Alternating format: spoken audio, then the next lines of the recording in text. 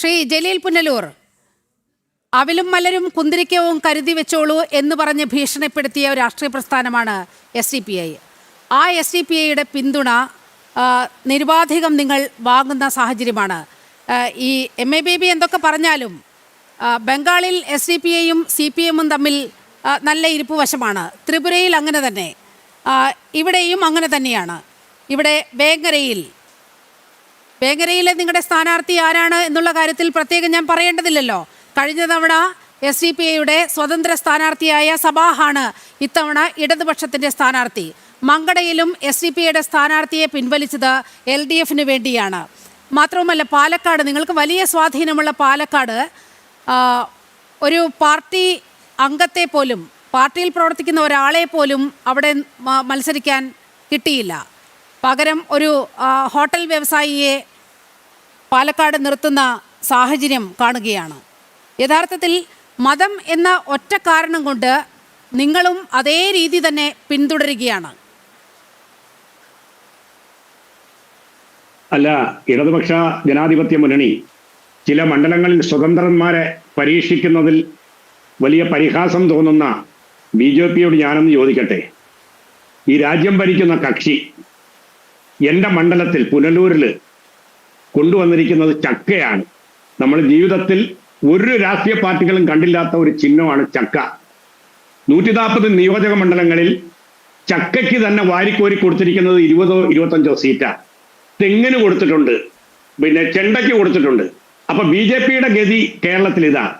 തെരഞ്ഞെടുപ്പ് എന്ന് പറയുന്നത് പൊതു രാഷ്ട്രീയത്തിന്റെ ഒരു ഉത്സവമാണ്. ആ ഉത്സവത്തിൽ എല്ലാവരും പങ്കാളികളാകും.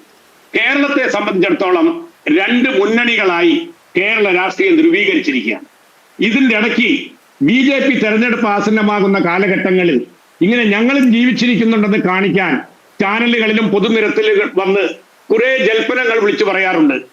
BJPയുടെ ഈ പ്രസംഗങ്ങളൊക്കെ ആ നിലയ്ക്കേ കാണൂ. അത് കുറെ ആദരവ് നേടിയ KG ശ്രീ ജലീൽ പുനലൂർ, CPM-ന്റെ സംസ്ഥാന സമ്മേളനത്തിൽ ഉണ്ടായ വികാരം അങ്ങനെയല്ലല്ലോ. വലിയ ആശങ്ക രേഖപ്പെടുത്തുന്ന സാഹചര്യം ഉണ്ടായി. BJPയുടെ വളർച്ച വിറളി പിടിപ്പിക്കുന്നുണ്ട് CPM-നെ. അത് അപകടകരമാണ്, കരുതിയിരിക്കണം എന്ന് പാർട്ടി സഖാക്കളോട് നിർദ്ദേശിച്ചത് പാർട്ടി സംസ്ഥാന സമ്മേളനത്തിലാണ്. ജി സുധാകരൻ എന്താണ് പറഞ്ഞത്? പാർട്ടിയിൽ നിന്നും SDPIയിലേക്കുള്ള വലിയ കൊഴിഞ്ഞുപോക്ക്, ഇതിൽ അസന്തുഷ്ടരായ ഒരു വിഭാഗം BJPയിലേക്ക് ഒഴുകിയിട്ടുണ്ട്. ഇതൊക്കെ ആലപ്പുഴയിലെ യാഥാർത്ഥ്യമാണ്. അങ്ങനെ പല ജില്ലകളിലെയും യാഥാർത്ഥ്യമാണ്. ഇപ്പോൾ നിങ്ങൾ ചക്ക മാങ്ങ എന്നൊന്നും പറയണ്ട, ആദ്യം പറഞ്ഞ് ഈ വിഷയത്തിലേക്കൊന്ന് വരൂ. വേങ്ങരയിലും അതുപോലെ മങ്കടയിലും ഒക്കെ എന്താണ് നടക്കുന്നത്? അവിടെ SDPIയിലെ നിങ്ങൾക്ക് വലിയ സഹായവുമായി എത്തുന്നത്. നോക്കൂ, SDPI എന്ന് പറയുന്ന ഒരു പ്രസ്ഥാനവുമായി ഇടതുപക്ഷ ജനാധിപത്യ മുന്നണിക്ക് ഒരു നിലയിലുമുള്ള ബന്ധമുണ്ടായിരുന്നില്ല, ഉണ്ടാകുകയും. എന്നിട്ട് എന്താണ് അത് പിണറായി വിജയൻ പറയാൻ എന്താണ് ബുദ്ധിമുട്ട്?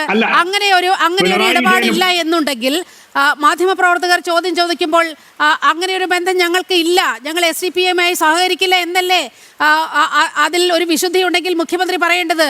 പകരം അദ്ദേഹം അങ്ങനെയല്ലല്ലോ പറഞ്ഞത്. ഇടതുമുന്നണിയുടെ കൺവീനർ അങ്ങനെയല്ലല്ലോ പറഞ്ഞത്. MP ജയരാജൻ അങ്ങനെയല്ലല്ലോ പറഞ്ഞത്. EP ജയരാജൻ അങ്ങനെയല്ലല്ലോ പറഞ്ഞത്.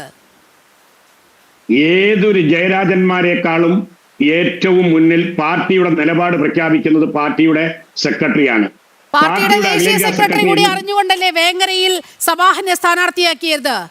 പോപ്പുലർ ഫ്രണ്ടിന്റെ സ്ഥാനാർത്ഥിയല്ലേ? SDPIയുടെ ആളല്ലേ? അല്ല, ഞാൻ കഴിഞ്ഞൊരു ചർച്ചയിൽ തന്നെ ഒരു വെല്ലുവിളി നടത്തിയതാ.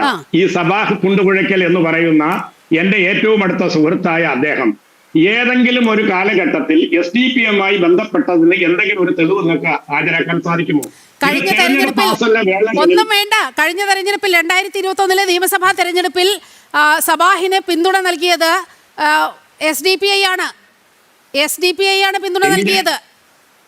എങ്കിൽ ഞാനൊന്ന് ചോദിച്ചോട്ടെ, ലീഗിന് സ്ഥാനാർത്ഥി ഉണ്ടായിരുന്നു, SDPI പിന്തുണച്ചത് സബാഹിനെയാണ്. ആ സബാഹിനെയാണ് വേങ്ങര മണ്ഡലത്തിൽ ഇന്ന് CPM ഇടതു സ്വതന്ത്രനായി മത്സരിപ്പിക്കുന്നത്. അല്ല, എങ്കിൽ ഞാനൊന്ന് ചോദിച്ചോളട്ടെ, ഇന്നത്തെ BJPയുടെ എല്ലാമായ ശ്രീ PC ജോർജ് 2016 പൂഞ്ഞാറിൽ നിന്നും തെരഞ്ഞെടുക്കപ്പെട്ടു വന്നത് SDPIയുടെ സ്വന്തം സ്ഥാനാർത്ഥിയായിട്ടാണ്. അപ്പൊ SDPIയുടെ പ്രതിനിധിയായിട്ട് കേരള നിയമസഭയിലെത്തിയ പൂഞ്ഞാറിലെ PC ജോർജിനെ പാർട്ടിയുടെ സംസ്ഥാന ഉപാധ്യക്ഷനാക്കിയ BJP ആണോ ഏതെങ്കിലും ഒരു സ്വതന്ത്രനെ ഏത് കാലത്താണ് SDPയുടെ സ്ഥാനാർത്ഥിയായിരുന്നു PC ജോർജ്? ശ്രീ KVS ഹരിദാസ്, വേങ്ങരയും ഈ മങ്കടയും ഒക്കെ പറയുമ്പോൾ വല്ലാതെ പൊള്ളുന്നുണ്ട് ഇടതുപക്ഷത്തിന്.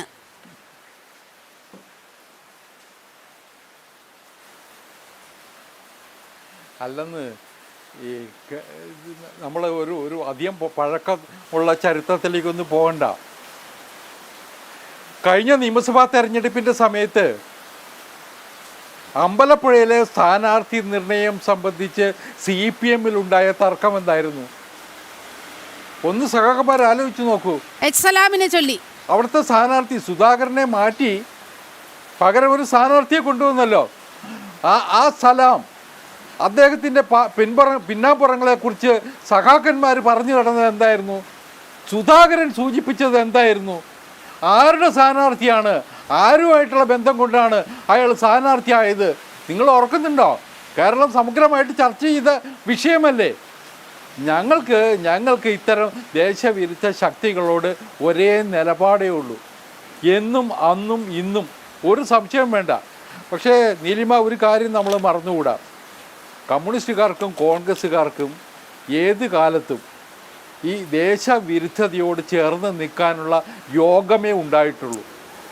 അതവരുടെ രക്തത്തിലുള്ളതാണ്. കമ്മ്യൂണിസ്റ്റുകാർ, ഞാൻ 47 മുതലുള്ള ചരിത്രം ഒന്ന് ഓർമ്മിപ്പിക്കാൻ ആഗ്രഹിക്കുക.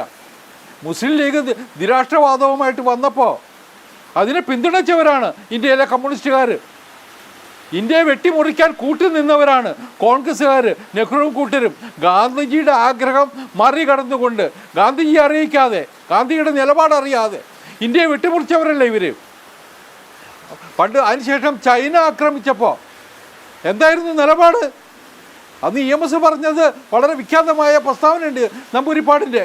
ഇന്ത്യയുടേതെന്നും ചൈനയുടേതെന്നും പറയുന്ന ഭൂപ്രദേശം. അതിനൊപ്പമായിരുന്നില്ലേ നെഹ്റു വന്ന് ഒരർത്ഥത്തിൽ?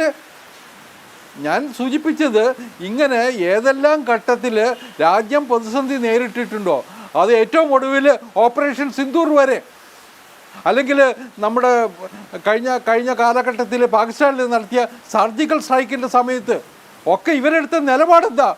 ഇവരൊക്കെ രാജ്യവിരുദ്ധ നിലപാടല്ലേ എടുത്തത്. അതുകൊണ്ട് രാജ്യസ്നേഹികൾക്കൊപ്പമായിരുന്നില്ല കമ്മ്യൂണിസ്റ്റുകാരും കോൺഗ്രസ്സുകാരും. അവർ 47 മുതലുള്ള നമ്മുടെ ചരിത്രത്തിൽ ഇന്ത്യക്ക് വിരുദ്ധമായ, വിഘടനവാദത്തിന് അനുകൂലമായ നിലപാടുകളാണ് ഇവരെടുത്തിട്ടുള്ളത്. അതുകൊണ്ട് ഇവരെന്ത് പറഞ്ഞാലും ഇതൊന്നും കേരളത്തിൽ വിലപ്പോകാൻ പോകുന്നില്ല. എനിക്കൊന്നേ അഭ്യർത്ഥിക്കാനുള്ളൂ. ഡോക്ടർ ജയപ്രസാദ് സൂചിപ്പിച്ചു, ഇവിടുത്തെ മൈനോറിറ്റി വോട്ടിന് വേണ്ടിയിട്ടാണ് ഈ കളികൾ മുഴുവൻ. തെരഞ്ഞെടുപ്പാകുമ്പോൾ ന്യൂനപക്ഷ വോട്ടുകൾക്ക് വേണ്ടിയിട്ടാണ്. പക്ഷേ ഇവിടുത്തെ ക്രൈസ്തവ വിശ്വാസികളുണ്ട്, ക്രിസ്ത്യൻ പള്ളികളിൽ പോയി പ്രാർത്ഥിക്കുന്ന ഒരു വലിയ സമൂഹം കേരളത്തിലുണ്ട്. അവർ ഇതൊക്കെ കാണുന്നുണ്ടോ, ഇതൊക്കെ തിരിച്ചറിയുന്നുണ്ടോ? അതാണ് ഈ സമയത്ത് എനിക്ക് ഉന്നയിക്കാനുള്ള ഒരേ ഒരു ചോദ്യം. അടുത്ത കാലത്തുണ്ടായ കുറേ സംഭവങ്ങളുണ്ടല്ലോ. അതെ, പല ബിഷപ്പിൻ്റെ കാര്യം തന്നെ ആലോചിച്ച് നോക്കൂ. അദ്ദേഹത്തിൻ്റെ മതവിശ്വാസികൾക്ക് മുമ്പിൽ ഒരു പ്രാർത്ഥനാ യോഗത്തിലാണ് പറഞ്ഞത് ലവ് ജിഹാദിനെ കുറിച്ചും നർക്കോട്ടിക് ജിഹാദിനെ കുറിച്ചും. രണ്ടും രാജ്യത്തിന് അപകടകരമാണ്. ഇവിടെ മയക്കുമരുന്ന് കൊണ്ടുവന്ന് ഇവിടുത്തെ യുവാക്കളെ കൊന്നൊടുക്കുന്ന, അല്ലെങ്കിൽ അവരുടെ ബുദ്ധിയെ നശിപ്പിക്കുന്ന ഒരു ആസൂത്രിത പദ്ധതി നടക്കുന്നുണ്ട്. അതിനാണ് അദ്ദേഹം നർക്കോട്ടിക് ജിഹാദ് എന്ന് പറഞ്ഞത്. അതിൻ്റെ പേരിലുണ്ടായ കോലാഹലം എന്താ? ഈരാറ്റുപേട്ടയിലെ SDPക്കാരും പോപ്പുലർ ഫ്രണ്ടുകാരും വന്നിട്ട് പാലായിലെ അരമനയ്ക്ക് മുമ്പിൽ നടത്തിയ പ്രകടനമില്ലേ, വടിവാളും മറ്റും ഏന്തിക്കൊണ്ട്. അന്ന് ഇവിടുത്തെ കമ്മ്യൂണിസ്റ്റ് സർക്കാർ ആർക്കെതിരായിട്ടാണ് കേസെടുത്തത്? പല ബിഷപ്പിനെതിരായിട്ടാണ്. അവിടെ ബിഷപ്പിനെ വധിക്കുമെന്ന് പറഞ്ഞ് കോലാഹലം നടത്തിയവരെ സംരക്ഷിക്കുകയല്ലേ ചെയ്തത്. അന്ന് കോൺഗ്രസ്സുകാരെടുത്ത നിലപാടും ബിഷപ്പിനെതിരായിരുന്നു, ജിഹാദികൾക്ക് അനുകൂലമായിരുന്നു, SDPക്ക് അനുകൂലമായിരുന്നു. അതേ നിലപാട് ഇവർ ആദ്യാവസാനം കേരളത്തിൽ എടുക്കുന്നുണ്ട്. അതാണ് ആലപ്പുഴയിലെ കുന്തിരിക്കം പ്രകടനത്തിൽ ആ കുഞ്ഞിനെ കൊണ്ട് വിളിച്ചു പറയിപ്പിച്ച മുദ്രാവാക്യം. അത് തിരിച്ചറിയേണ്ടത് കേരളത്തിലെ ക്രൈസ്തവ സമൂഹമാണ്. ലോകമെമ്പാടും ഈ ജിഹാദി പ്രസ്ഥാനങ്ങളുടെ ദുരിതം അനുഭവിച്ചവരാണ് ക്രിസ്ത്യാനികൾ. കേരളത്തിലും ക്രിസ്ത്യൻ സമൂഹം അത് അഭിമുഖീകരിക്കുന്നുണ്ട്. അതവർ തിരിച്ചറിയും ഈ തെരഞ്ഞെടുപ്പ് വേളയിലെങ്കിലും എന്ന് വിശ്വസിക്കുന്ന ഒരാളാണ് ഞാൻ. അത് ചർച്ച ചെയ്യപ്പെടും അവരുടെയൊക്കെ ഹൃദയങ്ങളിൽ, അവരുടെയൊക്കെ വീടുകളിൽ എന്ന് വിശ്വസിക്കുന്ന ഒരാളാണ് ഞാൻ. അത്രേ ഈ വേളയിൽ ഞാൻ ഓർമ്മിപ്പിക്കാൻ അയക്കുന്നുള്ളൂ. ജിഹാദി പ്രസ്ഥാനങ്ങൾക്കെതിരായിട്ട്, ജിഹാദികളെ കൂട്ടിപ്പിടിച്ച് നടക്കുന്നവർക്കെതിരായിട്ട് ഒരു വലിയ മുന്നേറ്റം കേരളത്തിൽ ഈ തെരഞ്ഞെടുപ്പിൽ ഉണ്ടാകണം. അത് ഉണ്ടായേ പറ്റുള്ളൂ. അത് കേരളത്തിൻ്റെ ഭാവിക്ക് അനിവാര്യമാണ്, കേരളത്തിൻ്റെ നിലനിൽപ്പിന് അത് അനിവാര്യമാണ് എന്നതേ എനിക്കിവിടെ ഓർമ്മിപ്പിക്കാനുള്ളൂ. അതെ, മുനമ്പം വാർഡിൽ കഴിഞ്ഞ തദ്ദേശ തെരഞ്ഞെടുപ്പിൽ മുനമ്പം വാർഡിൽ BJP ജയിച്ചു കയറിയത്. ഒപ്പം തന്നെ നമ്മുടെ മുന്നിൽ മറന്നു പോകാത്തൊരനുഭവമുണ്ട്, സെയിൻറ്റ് റീത്ത സ്കൂളിൽ നടന്ന ഹിജാബ് വിവാദം. ഇതൊക്കെ നമ്മുടെ മുന്നിൽ നിൽക്കുകയാണ്. ആരെല്ലാമാണ്, ആർക്കൊപ്പമാണ് നിന്നത് എന്നതിൻ്റെ ഒരു റിവൈൻഡ് കൂടിയാണ് ഈ നിയമസഭാ തെരഞ്ഞെടുപ്പിൽ നടക്കേണ്ടത്.